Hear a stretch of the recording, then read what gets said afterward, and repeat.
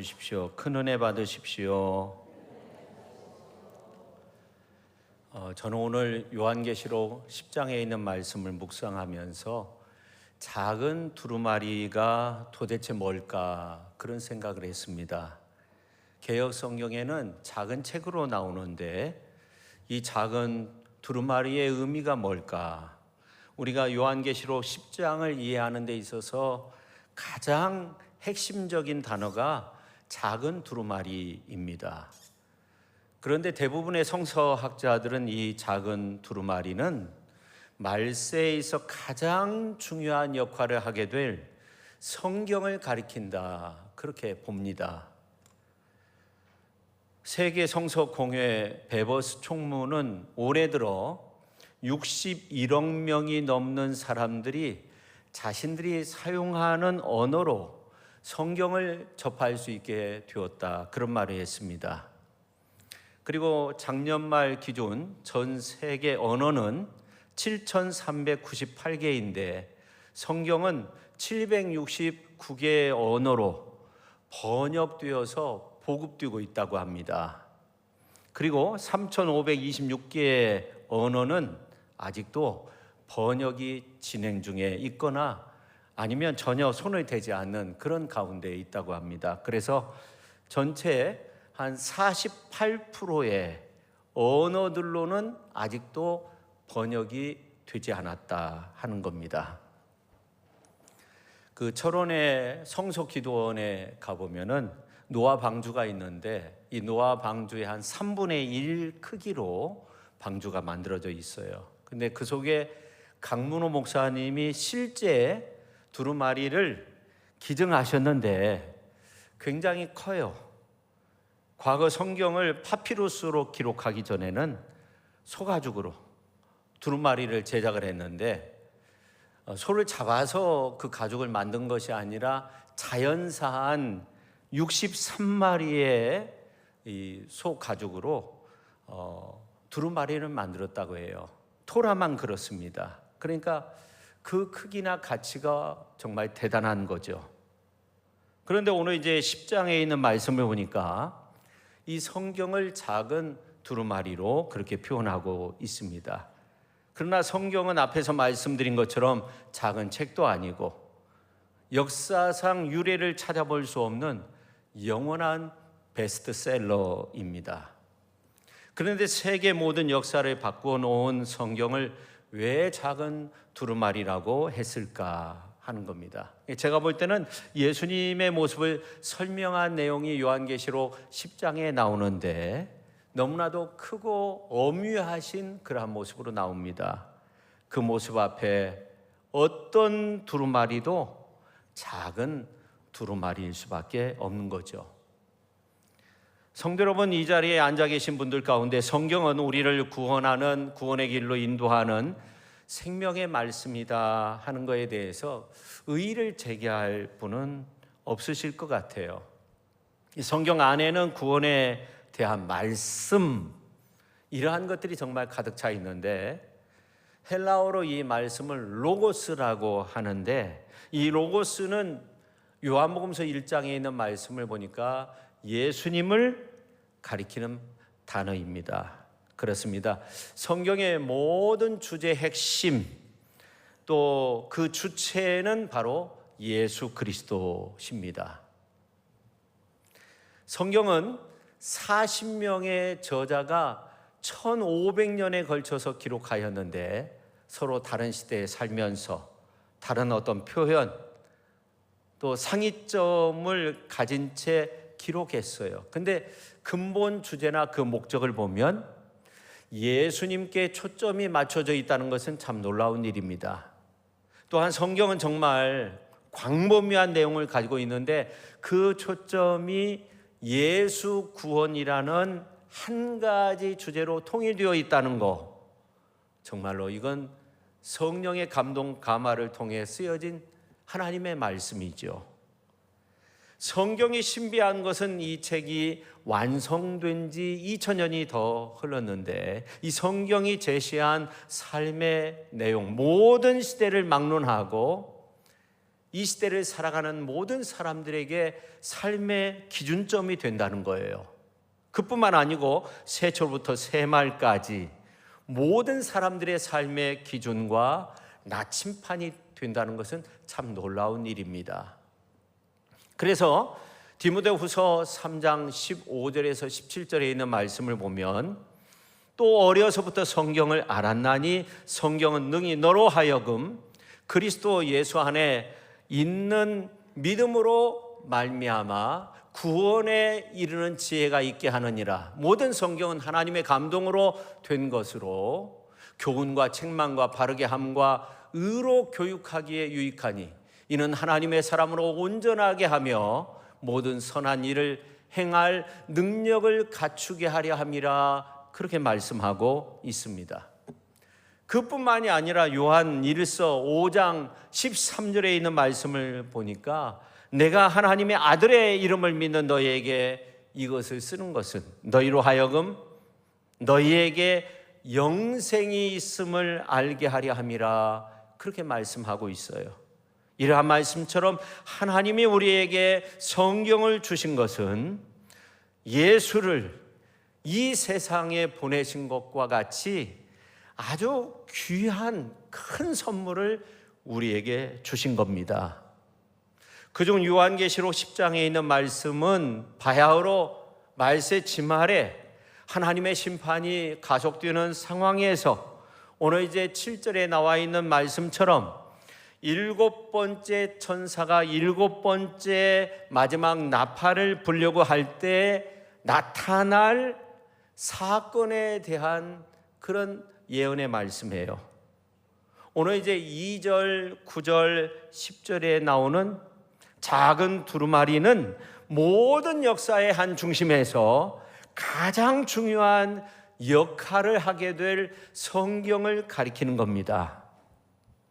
그러니까 다시 말씀드리면, 왜 작은 두루마리라고 했을까? 다른 어떤 종교의 경전과 비교해 볼 때 성경이 작은 책이 아니에요. 근데 분명한 것은 오늘 1절, 2절에 보면 이 책을 쥐고 계시는 분이 힘센 다른 천사라고 그렇게 묘사하고 있는데, 이 천사라는 말은 이제 그 모습을 보면 예수 그리스도와 정말 정확하게 일치하는 모습을 지니고 있어요. 근데 이제 구약 성경에 보면 하나님의 아들 예수 그리스도가 종종 이러한 어떤 모습으로 등장하기도 해요. 특별히 이제 하나님의 어떤 구원의 역사를 미리 알려줄 때 천사의 모습으로 그렇게 등장할 때가 있죠. 그러므로 본문에 나온 말세의 작은 두루마리를 가지고 등장하는 이 천사는 이 땅의 심판과 함께 믿는 자들에게 나타날 구원을 선포할 예수 그리스도의 모습을 보여주고 있는 겁니다. 우리는 이 천사에 대한 이 5가지의 어떤 묘사를 통해서 이 같은 사실을 알 수 있어요. 그래서 이 말세의 하나님의 어떤 심판이 가속되는 상황 속에서 우리 하나님은 요한을 통해서 아주 귀중한 그런 말씀을 하고 있고, 그러한 가운데 이제 말세에 이제 나타날 어떤 귀한 현상 가운데 이 성서가 이 땅 가운데서 정말 많은 사람들에게 삶의 기준을 주는 아주 소중한 말씀이 된다는 사실을 우리에게 알려주고 있는 겁니다. 자, 그 중에 첫째, 오늘 1절 중반절에 있는 말씀을 보면 구름을 입고라고 그렇게 말씀하고 있어요. 예수님의 재림의 모습을 말씀할 때 이 구름이 꼭 나옵니다. 그리고 하나님의 임재의 상징을 의미할 때 이 구름이 꼭 등장을 하죠. 근데 누가복음서 24장에 있는 말씀을 보면 예수님께서 십자가상에서 죽으시고 그 다음에 부활하시고 그 다음에 승천하시는데 120명의 사람들이 보는 가운데 구름을 타시고 승천하십니다.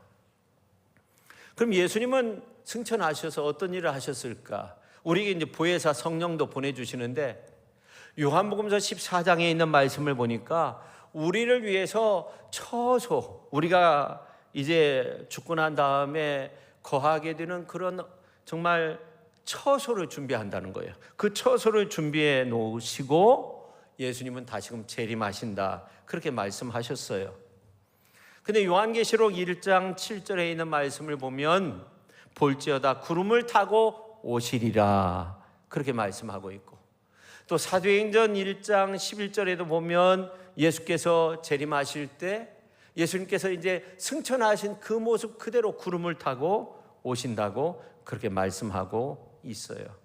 그러니까 오늘 1절에 구름을 입고 하늘에서 내려오는 천사의 모습은 재림의 예수 그리스도를 상징하는 거죠.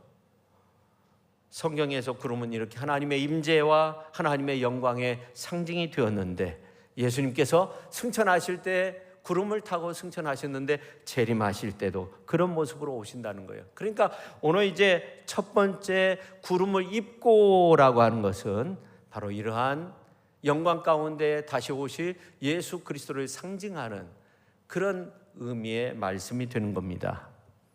만약 예수님이 이 땅 가운데 재림하신다고 했을 때, 그때 저와 여러분 모두가 정말 하나님 앞에 들림받는 그러한 축복을 누릴 수 있기를 예수님의 이름으로 축원합니다. 자, 그 다음에 두 번째, 그 머리 위에 뭐가 있다고 말씀하고 있어요? 두 번째, 무지개가 있고 라고 그렇게 말씀하고 있어요. 오늘 1절에 보면 나와 있는 거예요. 노아 홍수 심판 이후에 우리 하나님께서 무지개를 보여주셨어요. 더 이상 물로서 심판하지 않겠다는 거예요. 이것은 언약의 신실성을 의미하기도 하고 하나님의 어떤 신실하신 모습을 말씀하고 있는 거예요. 근데 요한계시록 4장에도 보면 천상에서의 예배 광경이 나오는데 그 광경을 보면 무지개에 둘린 보좌의 모습이 나와요. 그러니까 주님은 말세에 우리를 향해서 약속하신 이러한 모든 언약을 아주 성실하게 이행하신다는 그런 의미가 있는 거죠. 그 머리 위에 무지개가 있고 그렇게 말씀하고 있어요.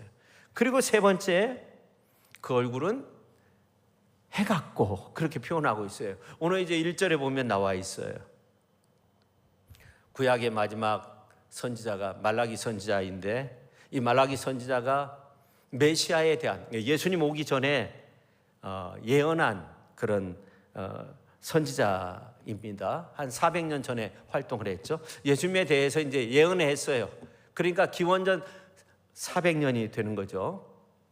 근데 이 말라기 선지자가 메시아에 대한 예언을 하는데 말라기서 4장 2절에 보면 내 이름을 경외하는 너희에게는 공의로운 해가 떠올라서 치료하는 광선을 비추리니 너희가 나가서 외양간에서 나온 송아지같이 뛰리라 그렇게 말씀하고 있어요. 여기서 공의로운 해는 누구를 가리킵니까? 우리의 구원자 예수 그리스도를 가리키는 거예요. 예수 그리스도가 동해에서 해가 떠오르듯이 이제 공의로운 그 해가 떠올라서 저와 여러분을 비추는 그런 놀라운 은혜를 주시는데, 여기에 보니까 치료하는 광선을 비춘다고 그렇게 말씀하고 있어요. 실제로 예수님이 제자들과 공생애를 3년 동안 거치시는데 말라기 선지자가 말한 해 같은 이러한 모습으로 그 얼굴이 변형되셨을 때가 있는데, 마태복음서 17장 2절에 있는 말씀을 보면 그들 앞에서 변형되사 그 얼굴이 해같이 빛나며 옷이 빛과 같이 휘어졌더라 그렇게 말씀하고 있어요. 요한계시록 1장 16절에 있는 말씀에도 보면 예수 그리스도에 대해서 그 얼굴은 해가 힘있게 비치는 것 같더라 그렇게 말씀하고 있어요. 그래서 오늘 이제 본문 1절에 그 얼굴은 해 같고라는 이러한 말씀을 통해서 영광의 그 주님이 우리를 향해서 그 놀라운 치유의 역사를 일으켜 주시고, 우리가 가지고 있는 어떤 질병이나 우리가 가지고 있는 여러 가지 상처 입은 것들, 또 어려운 문제들, 이러한 문제들을 다 해결해 주시고, 우리가 가지고 있는 죄의 문제도 다 해결해 주시고, 우리가 가지고 있는 이 죽음의 문제도 다 해결해 주셔서 우리가 정말 영광의 그날에 주님 앞에 영광스러운 모습으로 설 수 있도록 그렇게 우리를 이끌어 주신다는 그런 말씀이 되는 겁니다. 그 다음에 네 번째, 그 발은 불기둥 같으며 1절에 나와 있죠. 다니엘서 10장 6절 이하에 있는 말씀을 보면 이 다니엘 선지자가 히데겔 강가에 있을 때 주님을 경험하게 돼요. 주님을 체험하게 돼요. 다니엘서 10장 6절에 있는 말씀을 보면 그의 몸은 황옥 같고 그의 얼굴은 번갯빛 같고 그의 눈은 횃불 같고 그의 팔과 발은 빛난 녹과 같고 그의 말소리는 무리의 소리와 같더라. 그렇게 말씀하고 있어요. 그때 주님이 어떤 일을 하시냐면 다니엘을 만지시는데 힘을 내라, 강건하라, 강건하라 거듭 말씀하세요. 그 권능의 주님이 오늘 저와 여러분의 상처를 어루만져 주시고 오늘 우리 가운데 치유의 역사가 나타나기를 그렇게 원하시고, 그런 모습으로 이제 말세의 때가 되면 우리를 더욱더 강력하게 붙들어 주신다는 거예요. 심판의 때다, 심판받는다, 이런 것도 중요하지만 오늘 이제 말씀 가운데 보니까 풀무불 같은 그러한 모습으로, 그 발은 불기둥 같은 그런 모습으로 우리를 붙잡아 주신다는 거예요. 요한계시록 1장 15절에도 보면 주님의 모습을 그의 발은 풀무불에 단련한 빛난 주석 같고, 오늘 말씀에도 보니까 그 발은 불기둥 같다고 그렇게 말씀하고 있습니다. 이런 차이가 나는 것은 왜 그럴까요? 이제 그때그때마다 어떤 그 영광스러운 주님의 모습이 이렇게 저자로 하여금 다르게 비춰질 수도 있는 거죠. 아무튼 불기둥 같다 하는 것은 메시아 되신 예수님의 어떤 견고함, 영광스러움, 심판의 어미성이라는 것들을 표현하고 있는 겁니다. 주님의 영광스러운 그 모습으로 우리를 항상 붙들어 주시는 그 놀라운 은혜가 오늘 이 믿음의 성도님들의 발걸음 위에 항상 나타날 수 있기를 예수님의 이름으로 축원합니다. 자, 그 다음에 다섯 번째, 오늘 2절 하반절에 보니까 그의 오른발은 바다를 밟고 왼발은 땅을 밟고 그렇게 말씀하고 있어요. 밟는다는 것은 뭘까요? 통치한다, 다스린다, 그런 말입니다. 여호수아서 1장 3절에 보니까 내가 모세에게 말한 바와 같이 무릇 너희 발바닥으로 밟는 곳을 내가 다 너희에게 주어노니, 그렇게 말씀하고 있어요. 이 밟는다는 것은 소유한다는 그러한 뜻입니다. 오늘 본문에 나온 것처럼 오른발은 바다를 밟고 있죠. 그 다음에 땅은 왼발로 밟고 있는 거예요. 온 세계가 그분의 주권 아래에 있다, 그런 의미가 되겠죠. 예수님이 주인이 되시고 통치자가 되신다는 거예요. 그분은 무한한 능력을 가지고 계시고 큰 권세로 세상 모든 피조물을 다스리십니다. 그런데 오늘 2절에 있는 것처럼 예수님이 작은 두루마리를 들고 계세요. 거룩한 영광의 임재 가운데 언약에 신실하시고 공의로 세상을 다스리시고 그 권세가 한이 없으신 그분의 모습을 보여주면서 그분이 들고 계신 것이 작은 두루마리라는 거예요. 근데 재밌는 것은 작은 두루마리인데 뭐라고 말씀하고 있냐면 펴놓은 작은 두루마리라고 그렇게 말씀하고 있어요. 여러분, 이 펴놓인 두루마리는 뭘까요? 이 두루마리를 헬라어로 보면 비블라디온이라고 하는데 영어로 바이블이라고 하잖아요.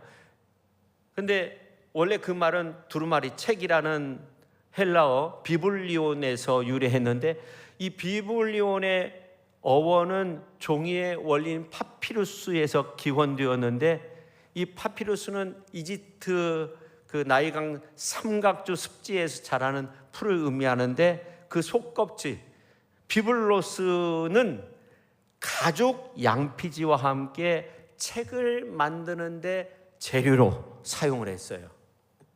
근데 그 두루마리는 신구약 66권, 그리고 장수로 하면 1189장, 절수로 하면 31,173절, 글자로 하면 35만 356만 6,490글자가 되는 겁니다. 그런데 사실은 그 두루마리 그 자체가 계시가 있는 것이 아니고 그 두루마리에 기록된 하나님의 말씀이, 그게 계시의 말씀이고 그게 우리에게 생명을 주는 말씀인 거죠. 근데 오늘 2절 전반절에 보니까 그 손에는 펴놓인 작은 두루마리를 들고 그렇게 말씀하고 있는데, 요한계시록 5장에 나와 있는 것처럼 7인을 떼신 어린 양 예수 그리스도에 의해서 펼쳐진 그 성경은 모든 사람들에게 볼 수 있도록 공개된다는 거예요. 그러니까 펼쳐진 두루마리라고 그렇게 말씀하고 있는 거죠. 자, 그러면 그 책의 내용이 뭘까? 오늘 7절 말씀을 우리가 같이 한번 읽어볼까요? 7절입니다. 일곱째 천사가 소리내는 날 그의 나팔을 불려고 할 때 하나님이 그의 종 선지자들에게 정하신 복음과 같이 하나님의 그 비밀이 이루어지리라 하더라. 아멘. 이 두루마리에는 하나님의 복음도 있고 비밀이 있다는 거예요. 하나님의 비밀이라고 하는 것은 마지막에 하나님이 이 역사를 어떻게 심판하시고 또 어떻게 다스리시고 어떻게 구원의 역사를 이루시는가, 믿는 자들을 어떻게 보호해 주시고 하나님의 은혜 속에 살도록 해 주시는가, 이런 말씀이 있죠. 그 두루마리에는 복된 소식이 있었다는 거예요. 복음이 있었다는 거예요. 여러분, 십자가의 도가 멸망하는 자들에게는 미련한 것이지만 구원을 받은 우리에게는 하나님의 능력이 되는 것처럼 하나님의 구원의 역사를 이루시는 하나님의 능력의 말씀이 바로 복음이죠. 근데 그 복음의 말씀이 펴놓인 두루마리에 있었다는 거죠. 마찬가지로 이 두루마리의 핵심 내용은 결국 이 환난 가운데 이루어질 구원의 메시지인 거죠. 이렇게 하나님은 심판의 역사 속에서도 구원의 역사를 이루시고, 죄가 있는 곳에서도 심판이 임하지만 회개하고 하나님을 찾고 하나님을 의지하는 자에게 하나님의 구원의 은혜를 주시고, 왜 하나님이 의로우신 하나님이 되십니까? 우리 대신, 우리가 심판받아야 되는데 우리 대신 예수님을 십자가에 못 박으신 거예요. 우리의 죄과를 예수님께 지운 거예요. 그래서 예수님이 십자가상에서 저주를 받았다고 하잖아요. 우리 대신 다 죄와 허물을 짊어지시고 십자가상에서 죽으시고, 그리고 3일 만에 부활하셔서 수많은 사람들에게 보여주셔서 지금도 수많은 사람들이 정말 예수님을 믿고 예수 그리스도를 따르는 그런 삶을 살고 있는 거 아닙니까? 근데 이러한 어떤 현상들이 뚜렷하게 나타나는 때가 종말의 때라는 거예요. 이 종말의 때는 심판만 있는 것이 아니라 구원의 역사가 더욱더 뚜렷하게 나타날 수 있다고 우리가 그렇게 믿어야 하는 거예요. 오늘 7절에 있는 말씀을 보면 알 수 있잖아요. 그렇습니다. 우리 주님이 이 땅에 오실 때 오늘 7절 전반절에 보면 그의 나팔을 불려고 할 때 그렇게 말씀하고 있는데, 재림의 주로 오실 때 천군 천사의 나팔 소리와 함께 오신다고 했어요. 그래서 마태복음서 24장 31절에 보면 그가 큰 나팔 소리와 함께 천사들을 보내리니 그들이 그의 택하신 자들을 하늘 이 끝에서 저 끝까지 사방에서 모으리라, 그렇게 말씀하고 있는 거예요. 그리고 역사의 끝이 오는 거예요. 주님이 재림하시면 이 세상의 끝이 오는 거죠. 7번째 천사가 나팔을 불므로써 7 대접이 다 쏟아지고 세상의 끝날이 임하게 되는데, 우리는 그 세상 끝날에 대한 어떤 비전을 가져야 돼요. 주님의 말씀이 다 이루어지는 그 영광의 그날을 우리가 바라보면서 살아갈 수 있어야 하는 겁니다. 성경은 구원이 믿지 않는 자들에게는 하나님의 심판으로 주어지지만 예수님을 믿는 우리에게는 반드시 하나님의 구원의 역사로 나타난다고 그렇게 분명히 말씀하고 있어요. 그 구원의 역사는 여러 가지 모습으로 나타나는데, 우리가 예수님을 믿고 천국의 백성으로서 사는 그러한 하나님의 은혜도 있고, 또 이 땅 가운데서 하나님의 어떤 치유, 회복, 또 우리의 삶의 중심에 오셔서 우리의 삶이 기쁨이 있고 소망이 있고 능력이 있는 그러한 삶의 모습, 여러 가지 환난도 있고 여러 가지 어려움도 있지만 그 가운데 소망을 가지고 살아갈 수 있는 그런 은혜도 베풀어 주시는 그 구원의 하나님, 말세의 때 그런 하나님의 은혜가 우리 안에 가득하고, 또 그 가운데서 우리가 하나님의 놀라우신 뜻을 이루며 살아야 되는데, 그러면 이 말세에 우리가 어떤 일을 해야 될까? 오늘 이제 말씀해 보면 8절에서 11절에 있는 말씀을 보면 세 가지의 동사로 표현되어 나오고 있어요. 요한계시록이 좀 어렵긴 하지만, 자, 첫 번째는 뭐냐면 두루마리를 가지라 하는 거예요. 오늘 이제 8절에 있는 말씀을 보면 알 수 있어요. 여러분, 성경은 전 세계적으로 정말 계속적으로 베스트셀러를 차지하고 있죠. 근데 과거 종교 개혁 그 이전까지만 해도 평신도 분들은 성경을 볼 수도 없었어요. 가질 수가 없었어요. 근데 마르틴 루터가 이 종교 개혁을 시작하면서 어떤 일을 했냐면 사제의 손에 있는 이 성경을 번역하기 시작했어요. 그래서 라틴어 성경을 독일어로 번역하면서 독일 사람들이 이 성경을 접하도록 한 거예요. 우리나라에 하나님의 복음이 들어오고 난 다음에 놀라운 부흥을 이루게 되는데, 그 이유가 어디에 있냐면 선교사들이 들어올 때 한글로 된 성경을 들고 들어왔어요. 물론 이제 누가복음서나 마가복음서나 아주 복음서 중심으로 들고 왔는데, 그 성경을 통해서 수많은 사람들이 구원받고 하나님의 백성이 되었습니다. 근데 말씀하고 있어요. 두루마리, 이 성경을 가지라 하는 거예요. 여러분 품 안에, 여러분 서재에 항상 성경이 있어야 돼요. 하나님의 말씀으로 승리할 수 있기를 바랍니다. 그래서 종교개혁자들이 오직 성경으로, 솔라 스크립추라라고 하잖아요. 그 황제 앞에서 루터가 재판받을 때 95개 조항을 취소할 마음이 있느냐, 그러니까 루터가 나의 양심에는 하나님의 말씀에 사로잡혀 있는데 나는 취소할 수 없습니다. 양심에 반하는 것은 옳지 못하고 완전한 일이 아니기 때문입니다. 나는 하나님 앞에 서 있습니다. 그렇게 말을 하죠. 참으로 위대한 신앙의 태도이죠. 루터는 신앙적으로 누가 성원을 보내주든 말든 개의치 않았어요. 하나님의 말씀 붙들고 그것을 번역하고 나는 하나님의 말씀에 사로잡혔다고 그렇게 고백하면서 살았던 겁니다. 어느 분이 성경을 선물로 받았어요. 열심히 읽다가 느끼게 됐어요. 아, 이 성경이 사실이면 우리가 다 죄인이구나. 그러니까 옆에 있던 아내가 아, 그래요. 또 성경을 좀 읽다가 보니까 아, 우리는 다 심판받을 수밖에 없는 그런 인생이네. 아, 그래요. 또 계속 읽더니 이 성경이 사실이라면 살 길이 있군. 그렇게 고백을 했다고 해요. 예수님이 우리를 위해서 십자가에 못 박혀 죽으시고 우리에게 살 길을 열어주시기 위해서 무덤 가운데에서 부활의 첫 열매가 되셨어요.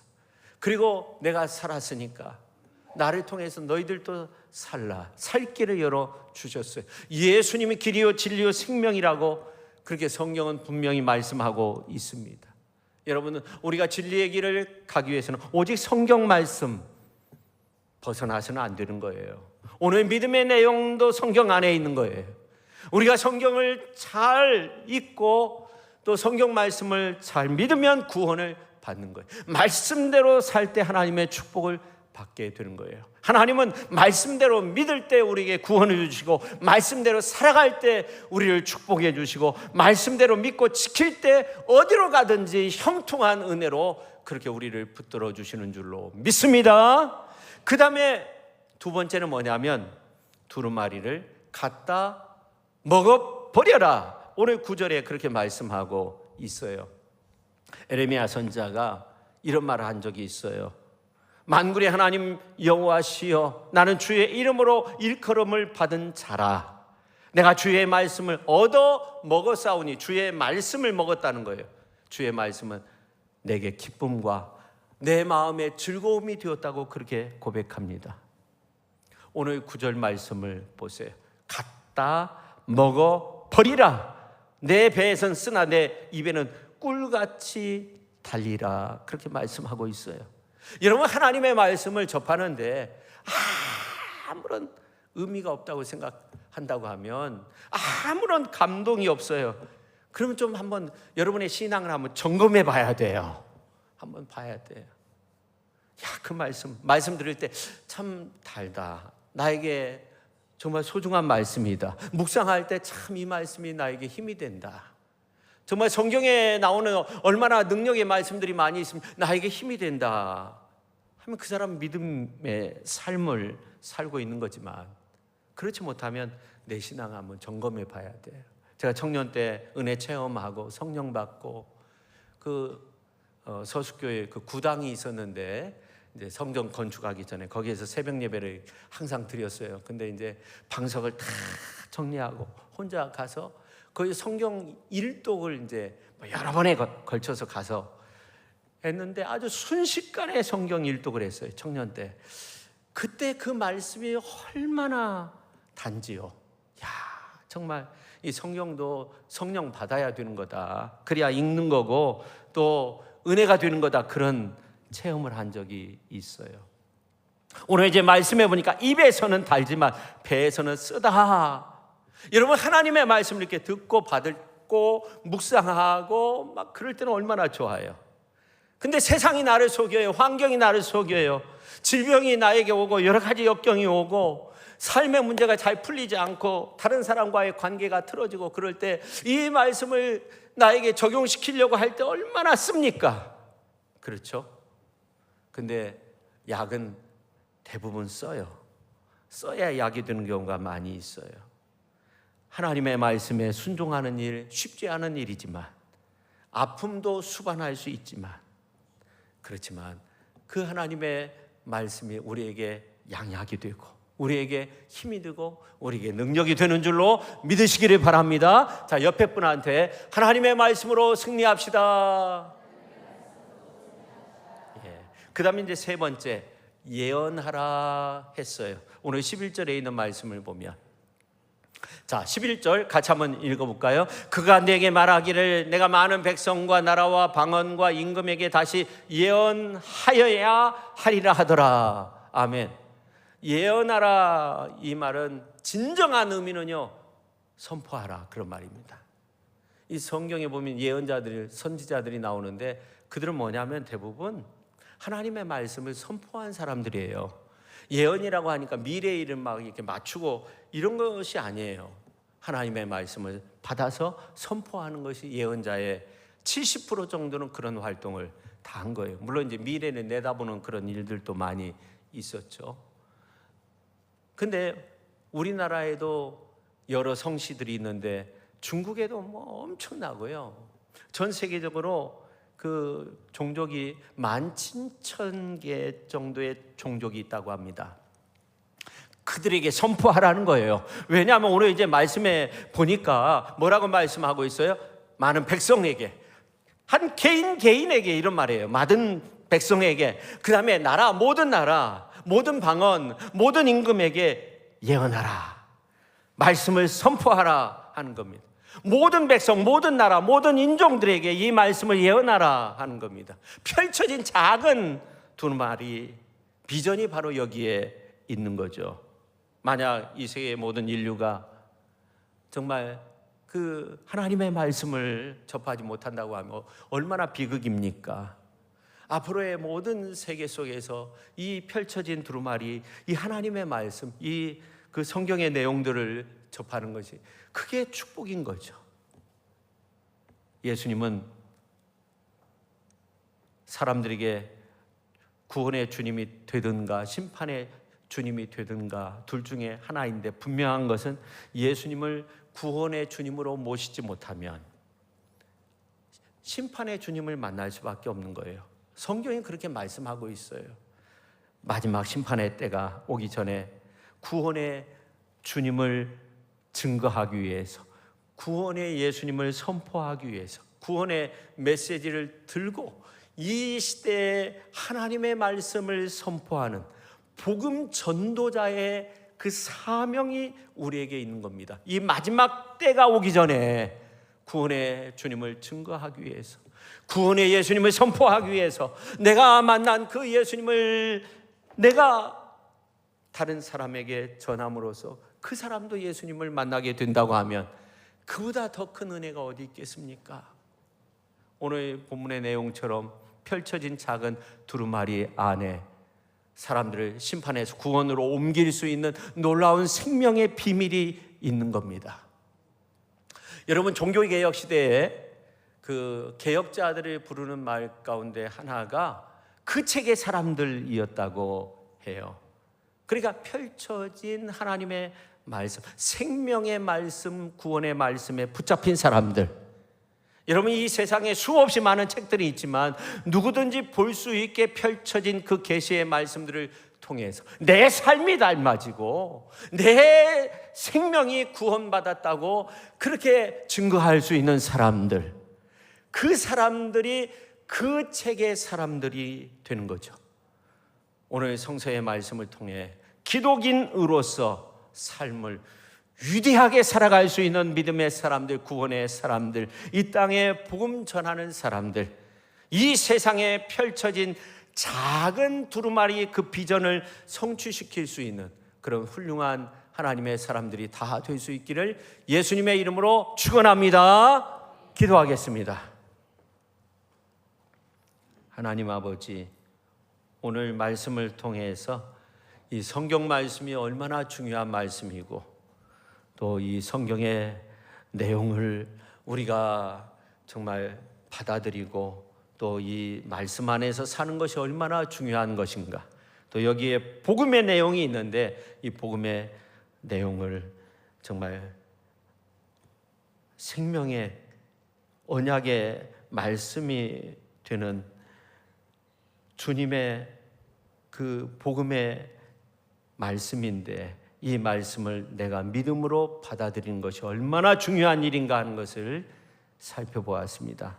그리고 이 일을 위해서 우리가 이 계시의 말씀을 많은 사람들에게 선포하고 또 전할 수 있는 그런 훌륭한 하나님의 사람들이 될 때 하나님께서 정말 기뻐 받아 주실 줄로 믿습니다. 그러한 은혜로 승리를 이루는 우리 모두가 되게 하여 주시옵소서. 예수님의 이름으로 기도하옵나이다. 아멘.